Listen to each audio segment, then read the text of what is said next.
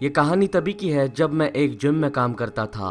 वो जिम 24 घंटे के लिए खुला रहता था। It means I had to do shifts. मुझे नाइट शिफ्ट करने के लिए अच्छा भी लगता था और बुरा भी लगता था। बुरा इसलिए क्योंकि सब जब सोते होते हैं तब मुझे जागना पड़ता था, और अच्छा इसलिए क्योंकि उस शिफ्ट में कोई कस्टमर रहता ही नहीं था। Hardly 1 or 2 people used to come for the gym at night. तो कम लोग आते थे तो ज्यादा चेक इन चेकआउट का टेंशन नहीं रहता था। नाइट शिफ्ट्स में मोस्टली आराम ही रहता था। जिस रात ये किस्सा मेरे साथ हुआ तब मेरी नाइट शिफ्ट चल रही थी। मैं रिसेप्शन के टेबल पे पीसी पे बैठा था। पीसी पे बैठ के ऐसे ही सर्फिंग कर रहा था।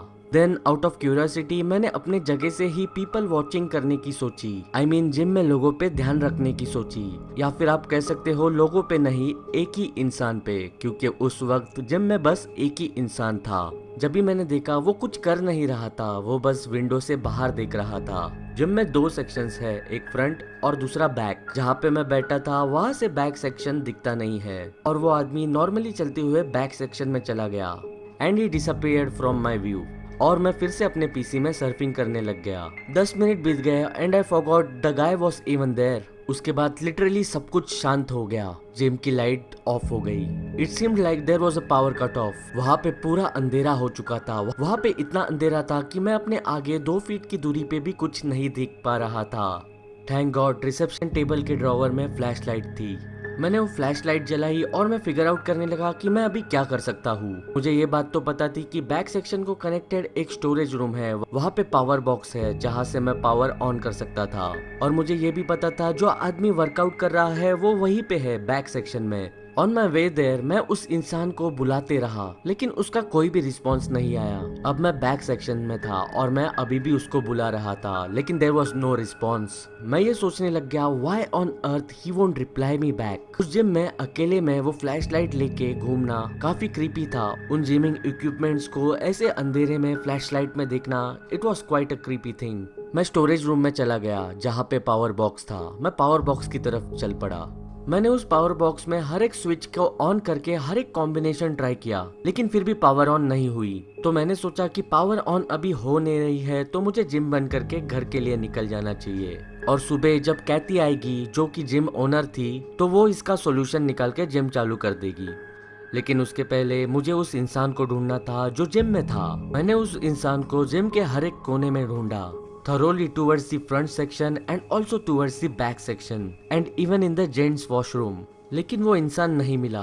अभी बस एक ही जगह बाकी थी जहाँ पे मैंने चेक नहीं किया था, और वो थी वुमेन्स वॉशरूम। तो मैं वुमेन्स वॉशरूम में चला गया। वहाँ पे सबसे ज्यादा अंधेरा था। मैंने हर एक कोने में फ्लैशलाइट मारी और मैंने उसे ढूंढने की कोशिश की, लेकिन मैंने उसे नहीं पाया। So only place remaining to check now was the washroom stalls। इसके पहले कि मैं टॉयलेट स्टॉल्स खोलूं मुझे आवाजें आने लगी। आवाजें किसी के ब्रीथ करने की।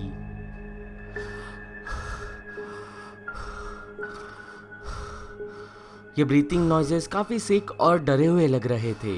मैंने सोचा कि मुझे अभी स्टॉल का दरवाजा खोल लेना चाहिए, लेकिन मुझ में थोड़ी सी भी हिम्मत नहीं हो रही थी कि मैं उस दरवाजे को खोल दूं। मैंने कहा, क्या तुम अंदर हो? No answer. मैं नील डाउन हुआ और नीचे से स्टॉल के गैप में से अंदर झांक के देखने लगा। वहाँ पे मैंने 2 पैर देखे। वो वहीं पे खड़ा था, स्टॉल डोर के पीछे। लिटरली मैं उसे फेस कर रहा था और वो मुझे। It was quite weird. मैं वहाँ से उठा और भागते हुए वॉशरूम के बाहर चला गया। मैं भागते हुए फ्रंट डेस्क की तरफ गया और सोचने लगा कि मैं अभी क्या कर सकता हूँ। मैंने कैथी को फोन किया जो कि जिम की ओनर थी, लेकिन मैं भी शायद वो तभी सो रही थी तो उसने फोन रिसीव नहीं किया।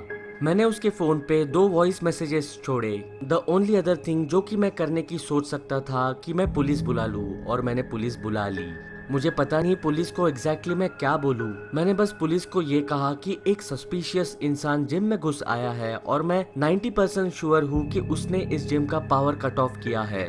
मैंने फोन काट दिया। फोन काटने के बाद मुझे वहाँ पे बहुत ही ज्यादा अकेला और हॉरिफाइड महसूस हो रहा था, और सडनली जिम के फ्रंट सेक्शन से एक मेटालिक आवाज आई।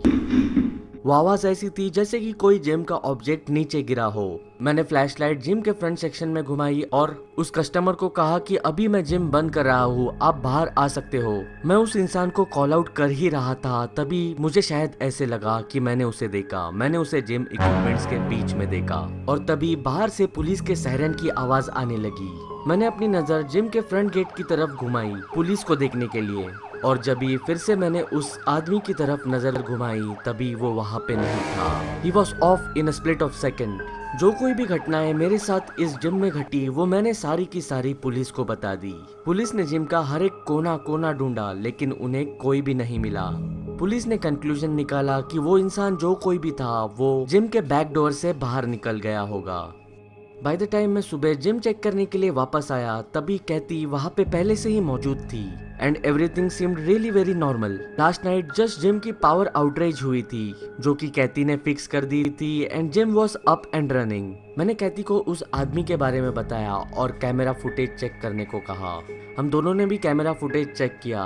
ये सीसीटीवी कैमरास इलेक्ट्रिसिटी भी नहीं चलते थे, बस बैटरीज पे चलते थे, तो इसीलिए कैमरा जब पावर कट हुई थी तो फिर भी रिकॉर्ड कर पाए थे। मैंने जिस आदमी को डिस्क्राइब किया था उस आदमी को हम कैमरा फुटेज में ढूंढने लगे। ना उसकी जिम में एंट्री करते हुए फुटेज थी या फिर वर्कआउट करते हुए फुटेज थी या फिर जिम से बाहर निकलते हुए। कैथी मेरे पास ऐसे देख रही थी जैसे कि मैं कोई फूल हूँ, लेकिन मैं बहुत ही ज्यादा फ्रीज और शॉक में था। मैंने उसे स्वेयर करते हुए कहा कि उस रात कोई तो जिम में जरूर था and after watching camera footage now I believe कि वो शायद किसी की आत्मा थी जो कि जिम में रात को भटक रही थी।